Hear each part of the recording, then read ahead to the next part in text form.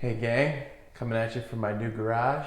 It's a bit of a mess, but hopefully we'll get that taken care of in the next couple of weeks, and hopefully you'll come along with me for the journey.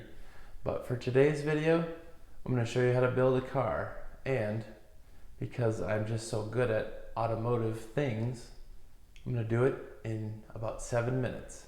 Enjoy. Alright, what we have here is a Power Wheels Dune Racer in extreme blue. I've always wanted one of these, so I can't wait to get it put together and take it for a spin. Here I am just attaching the rear drivetrain to the chassis. I would recommend using a drill instead of a screwdriver. It's actually pretty hard to screw into the plastic material of the drivetrain.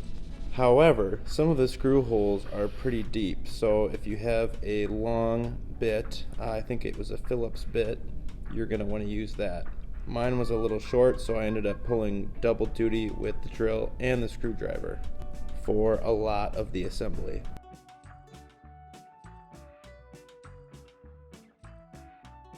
Now I am attaching what could be considered the rear wheel arch. I'm using the same screws as before. Pretty much the entire assembly requires similar screws, so it's got that going for it. Now it's time for the axle. There's nothing really terribly special about this, you're just sliding it through the holes.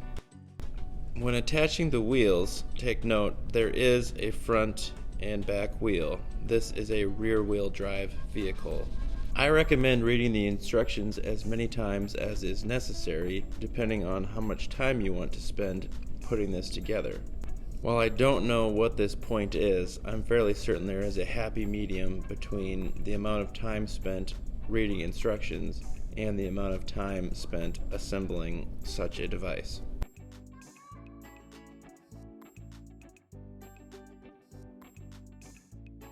Apparently, there is a right and a wrong way to insert these pins. Who knew? Although I'm fairly certain that the last portion of the hubcap would still go on the wheel either way. I really have no idea what this piece is for. As far as I can tell, it serves no practical purpose. The front wheels go on much the same way as the back wheels. Make sure you put that pin in the right way, or suffer the consequences. No car is complete without some sort of exhaust manifold. Whether or not the car is electric or gas powered is irrelevant. Exhaust manifolds of some sort are crucial.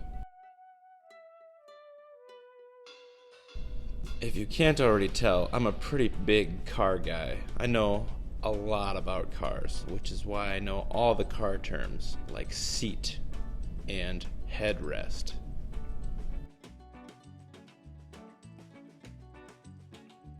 It's time to attach the seat manifold to the rest of the vehicle.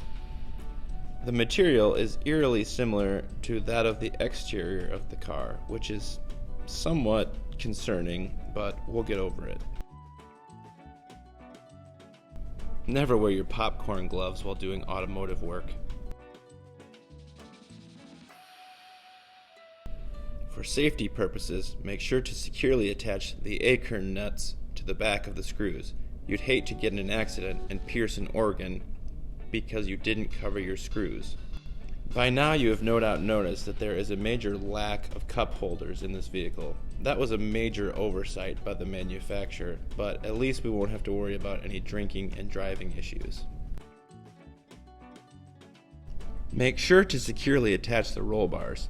They won't protect you from being crushed by the vehicle in the event of a rollover, but they will ensure that your next of kin will inherit a sound dune buggy.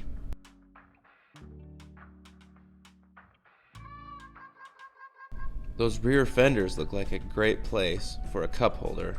I knew I should have gotten the upgraded trim package.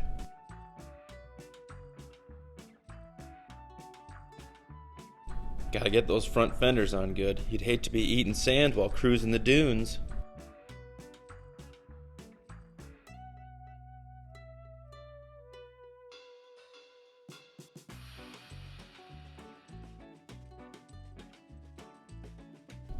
The trunk space in this vehicle is definitely lacking. I wouldn't recommend taking it on any long voyages.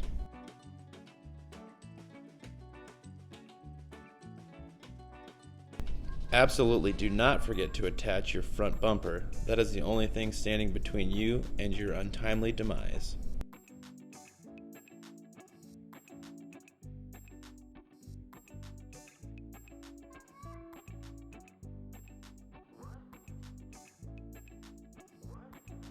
Most vehicles nowadays can drive themselves, but if you're a control freak, I would recommend installing the steering column, which is no simple task. Out of the goodness of their hearts, the manufacturer kindly supplied me with this phenomenal wrench, which is slightly better than garbage, so I quickly abandoned it for a proper pliers. Just screwing stuff, no big deal.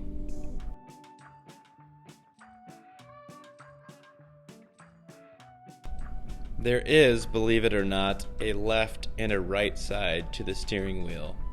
I guessed wrong. This is where reading the instructions comes in handy.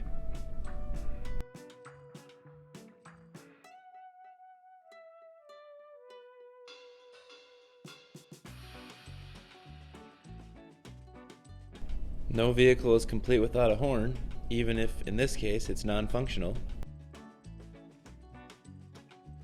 Looking good. Now we just have to wait another 17 hours for the battery to charge, and we are off to the races. By my estimation, there are 5 incorrect ways of inserting the battery and 1 correct way. Choose wisely. The neighborhood riffraff is stealing my car. I gotta go call the police. Thanks for watching.